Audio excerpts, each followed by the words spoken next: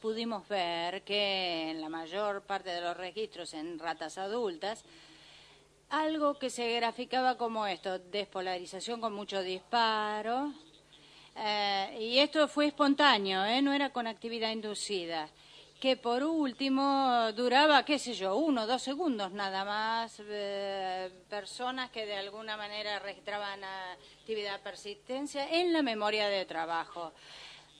Notablemente similar a lo que vimos en registros en estas células en animales intactos con un, digamos, registro in vivo espontáneo, donde el NMDA estaba impulsando al circuito local suficientemente, con la suficiente fuente de fuerza para inducir esta actividad persistente. Pero lo vimos esto solamente en rodajas, por hacer, en slices de ratas adultas. Esto lo muestro para ilustrar la duración principal de las polarizaciones espontáneas en presencia de D1 más NMDA en los roedores, con eventos que debían décimos de milisegundos, pero cuando los animales llegaban a la adolescencia, a ese periodo de polarización ya no duraba décimas de milisegundos, sino que era una actividad persistente.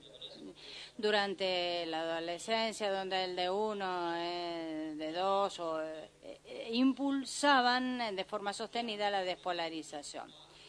El otro resultado que descubrimos en la modulación de la dopamina de los circuitos corticales, los dos receptores, los D2, hacen justamente lo opuesto en general. Acá tenemos, están atenuando las respuestas al glutamato. Y esto se ha visto en muchos circuitos. Y descubrimos que aquí vemos la atenuación,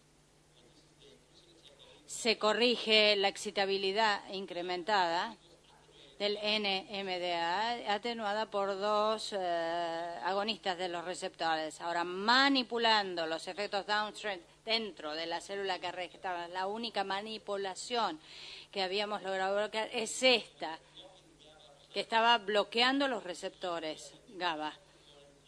Los receptores D2 estaban potenciando la actividad a nivel de la interneurona, que de alguna manera evitaban los efectos del NMDA. Contrario a lo que otros habían mostrado en experimentos similares con cerebros de animales jóvenes. Esta parte, esta activación de GABA, de la inhibición local, ocurre en las interneuronas. Y esto es lo que registramos aquí. Los agonistas D2 incrementaban la excitabilidad y en algunos casos inclusive hacían que se dispararan espontáneamente en las células. Activaban las interneuronas en rodajas de ratas adultas. En las jóvenes ya no había efectos, inclusive incrementando la concentración de la agonista 5 veces, algo que no habíamos visto antes. Aquí vemos justamente los diferentes bloques temporales con justamente la respuesta nombrada a la quimperola con un disparo en animales jóvenes. Cuando llegan a la adultez vemos 30-40% de consistencia en el aumento de la excitabilidad de las interneuronas con los agonistas D2. Con esto vemos que la dopamina puede funcionar, puede asignar saliencia a esa información en la corteza prefrontal, potenciando la actividad constante, potenciando a su vez los receptores de 1 más NMDA. Entonces, cada vez más se van a activar estas interneuronas que ya estaban activadas. Y el resto va a combatir por otra información que uno no le quiere prestar atención. ¿Está prendido o no el aire acondicionado? Me está escuchando la charla.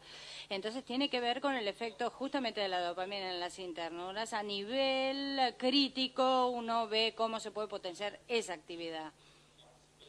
Con la pasión de estas interneuronas, que es muy importante, y los mecanismos cambian durante la adolescencia, y esta parte que ven aquí se transforma en algo más efectivo en la adolescencia.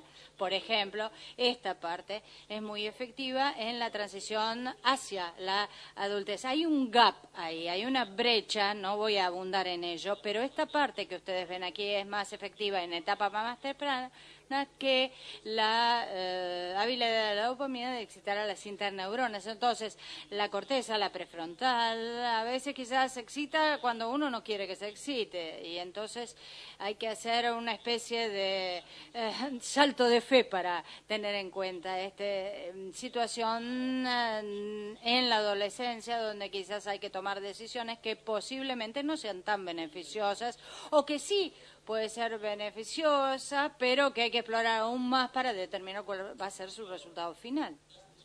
Con lo cual, todos los datos que yo les mostré, los datos tienen que ver con experimentos que nosotros hicimos en animales, que los extraemos para estos mecanismos de activación de las interneuronas. Existen justamente en el cerebro medio, en el mesencéfalo, con lo cual esto, bueno, fue estabilizado con electrodos, se inyectó inclusive parvalbúmina, un marcador como las interneuronas que se identificó por neurobiotinas, parvalbúmina, etcétera.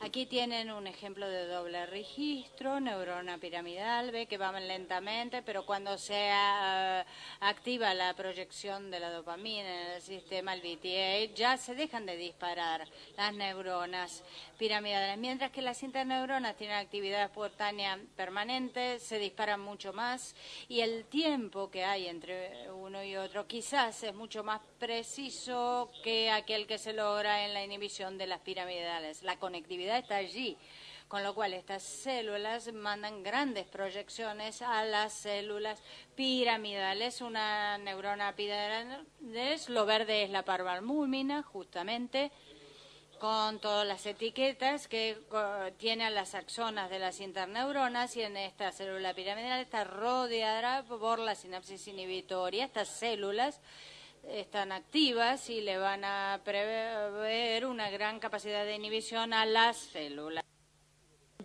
Esta inhibición se ve afectada por la dopamina en los adultos, pero no en los jóvenes. Y estos son datos obtenidos en animales también. Podemos sostener que esto desempeña un papel en animales que están despiertos y que están tomando decisiones. Esta es una colaboración con Jeffrey Shambam de la Universidad de Maryland. El trabajo lo hizo Aaron Gruber en su laboratorio, y lo que Jeffrey diseñó fue una tarea que involucraba algún tipo de decisión de por parte de las ratas, y las ratas tenían que poner la nariz en esta abertura donde habría un olor, tenían que sacar el hocico por ahí, se las entrenó porque un olor las llevaría a ir a la izquierda a buscar el premio, que era una sacarosa, que tenía ese olor dulce, y habría otro olor que los instruía a dirigirse a la derecha. Una vez que aprendieron a hacer eso, aprendieron que con uno iban a la izquierda, con el otro a la derecha, y luego hicimos las cosas más complicadas. Agregamos un tercer olor que les decía que podían ir a cualquier lugar, que iba a haber premio en ambos lados, pero en uno iban a tener el doble de cantidad que en el otro.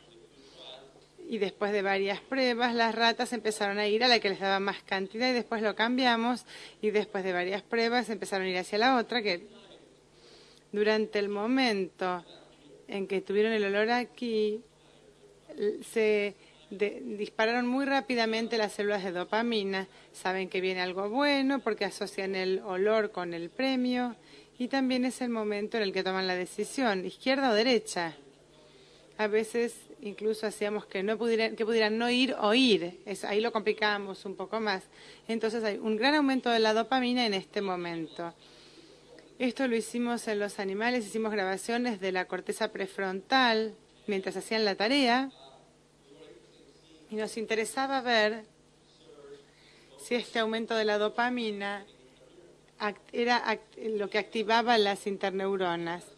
Pasamos de las células piramidales, que la mayoría de las que tenemos eran piramidales, más de la mitad de las neuronas resultaron inhibidas. Solo 10 o 15% aumentaron esos disparos durante las muestras con olor, donde había dopamina. Y esto es consistente, congruente con la imagen que les mostré, es que son pocas las células las que están procesando la información relevante, son las que se van a ver aumentadas por la dopamina.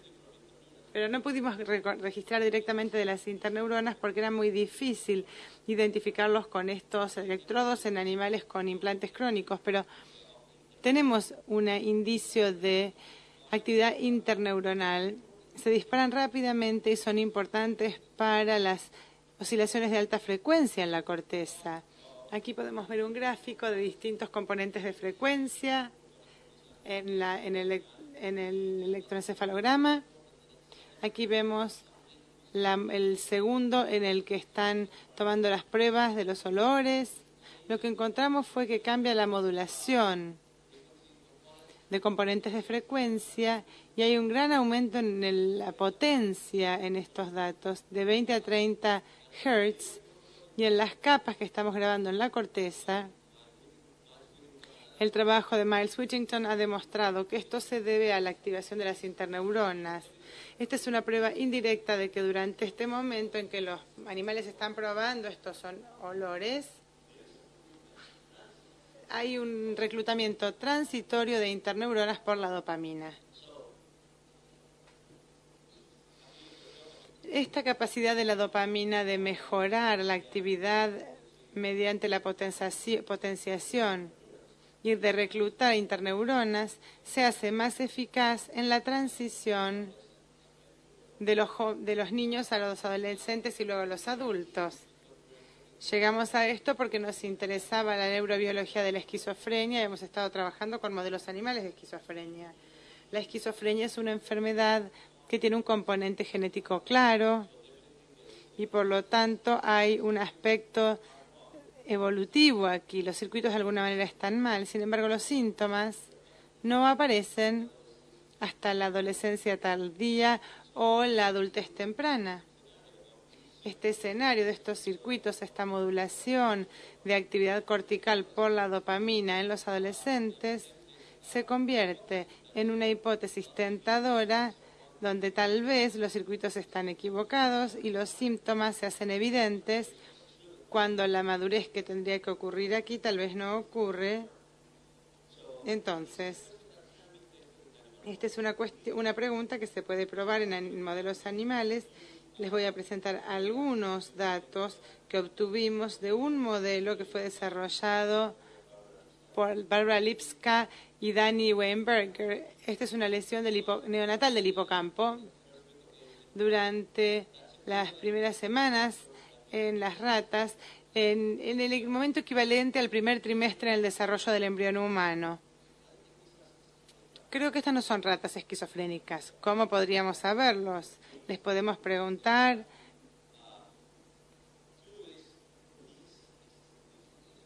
Esta lesión inyectaba una toxina en el hipocampo y destruía parte de la arquitectura del hipocampo.